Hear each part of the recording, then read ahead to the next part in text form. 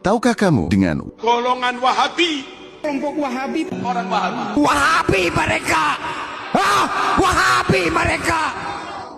sebuah istilah atau julukan yang mungkin sudah tidak asing lagi bagi banyak di antara kalian? Bagaimana tidak?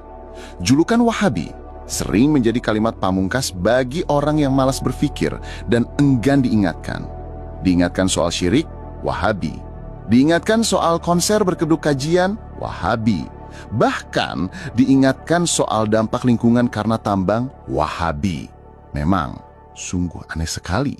Karena itu akhirnya membuat banyak orang penasaran dengan apa itu Wahabi. Sebenarnya julukan ini hinaan atau pujian? Bagaimana tidak? Pasalnya julukan ini selalu disematkan kepada orang-orang yang rasional, berpengetahuan, dan kritis dengan adanya keburukan di sekitar mereka. Belum lagi jika dinilai dari segi arti Wahabi. Karena itu mari kita cari tahu sebenarnya apa itu Wahabi.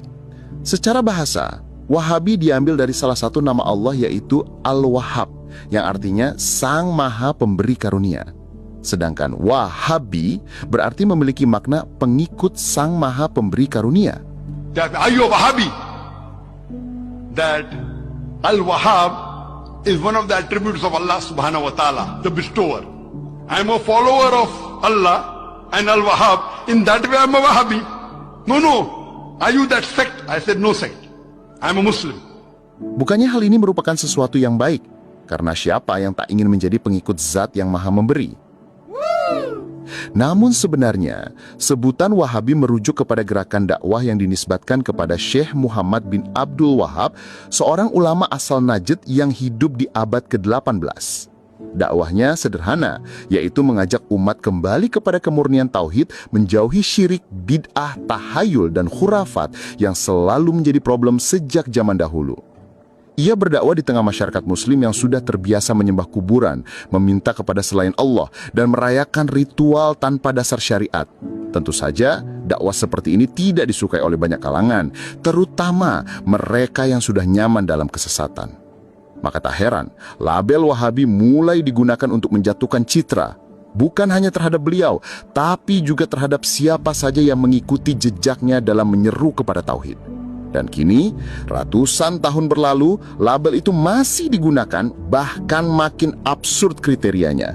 Padahal, jika kita jujur, orang-orang yang hari ini sering dicap sebagai Wahabi, justru mereka yang paling taat kepada pemerintah, yang paling menjauhi kekerasan, yang paling menjaga adab, dan paling tidak sibuk mengurusi urusan pribadi orang lain.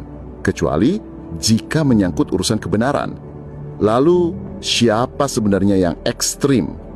Yang berdakwah seperti ini? Di Aceh, ini satu contoh saja. Masjid kami dibakar oleh sesama muslim yang mengaku aswaja atau tradisional.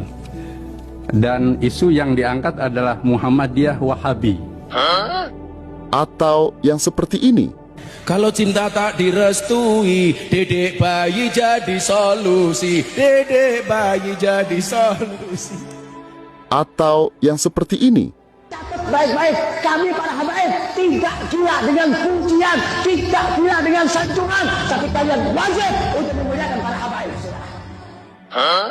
Jika menyeru kepada tauhid, menyeru kepada kebaikan, mengkritisi kajian joget-joget, mengkritisi para pendongeng yang mengaku bisa berbicara dengan semut, mengaku bisa memadamkan api neraka, mengaku bisa terbang, membuatmu dicap Wahabi, maka berbanggalah.